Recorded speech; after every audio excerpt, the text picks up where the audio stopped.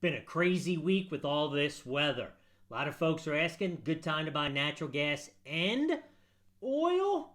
Well, just last week, our friends at JP Morgan said we're at the beginning of a super cycle. Were they late or early on this one? We're going to discuss this and if it's a good time to buy on our next Straight Talk. Let's go.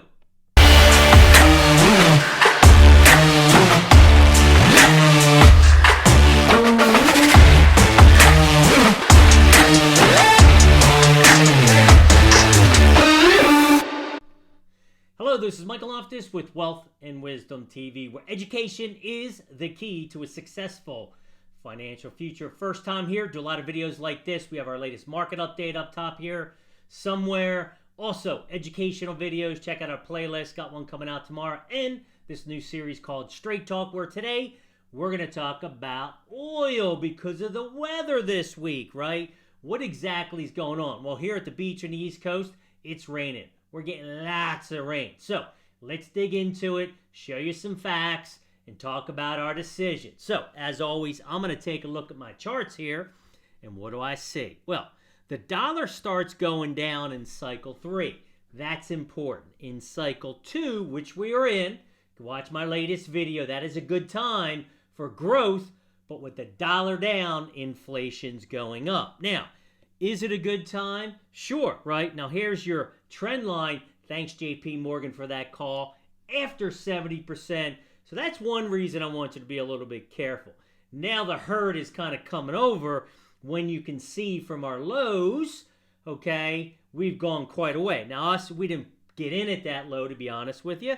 So, of course, I always am going to be honest with you. But let's take a look at where we are specifically, right? You can buy oil. You can buy oil companies or master limited partnerships. So our first one up here, I'm going to go through and say, okay, first off, that is definitively a nice trend line, no doubt about it. Now, any concerns? You see where I bought. I've trimmed twice at this point.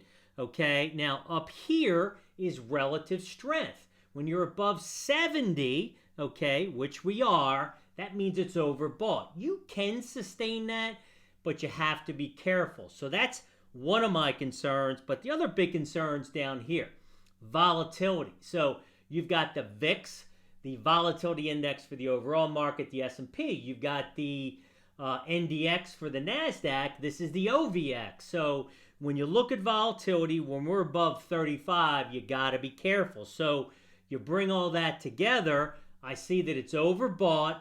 It's probably time for a pause or a pullback. And the VIX on this, the volatility on oil is high, so I would wait. When do you wait till? Wait for a pullback consolidation, right? So if I go back to the chart, got a little bit overbought there, okay? And then it went sideways, and then it went up again. That's when you look for your opportunities. That's what I would look for here. I don't anticipate selling anymore in this one, but I'll talk about oil companies. So here, couple different things. Let me set up my chart. Now, obviously, just like the price of oil, there's your uptrend. There's the 2 times that I bought it in early November and also in late November. Now, I have sold it, trimmed it 3 times, 1.6, 1.14, and 2.17. So you probably know my answer, right? We sold yesterday. It's down about 3.5% today. As recording this video. And why did I do that? Well, I think a couple things. Opposite of oil, right? When you look at this overbought condition here, it then had a pullback. We never got there. So the strength of this particular sector, that's how you look at it, okay? Compliance won't let me show the ETF or stock, but this is the same thing, but different, okay? So we never got there. Relative strength is turning over. Again, oil volatility is there. And then you're starting to see a crossover in what's called momentum. So you bring all those together, that's a confluence of evidence for me, okay? So when I look at that, there's no way right now that I would look for it. I continue to say, look for a pullback, consolidation. As I said, we did trim a little bit yesterday on Wednesday. So when I'm looking at this, natural gas, a lot of talk about this, especially what's going on in Texas.